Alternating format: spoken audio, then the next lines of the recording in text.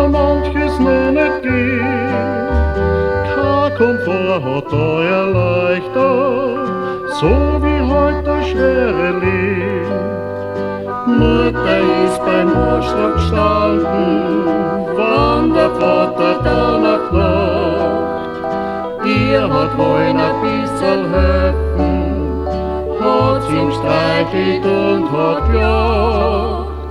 Vater, lass die Arbeit stehen, du hast die Schuld nur gebracht.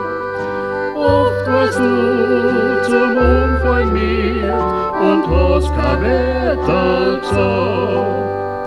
Du hast dein ganzes Leben, statt zu nehmen, immer gehen.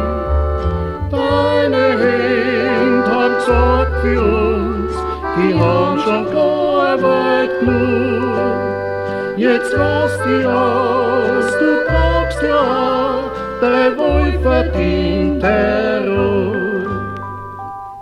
Mutter ist schon drum im Himmel und der Vater tut sich schwer.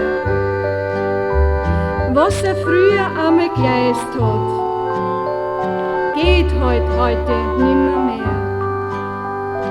Jetzt ist er schon über 60, ja, die Zeit, sie rennt davon.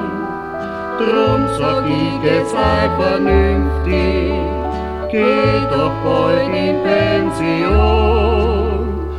Vater, lass die Arbeit stehen, du hast die Schuld nur gebracht.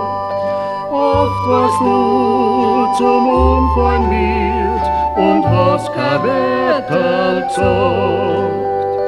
Du hast nicht dein ganzes Leben, statt zu nehmen, immer gehen.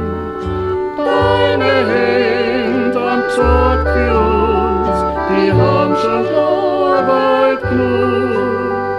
Jetzt lass dich aus, du brauchst ja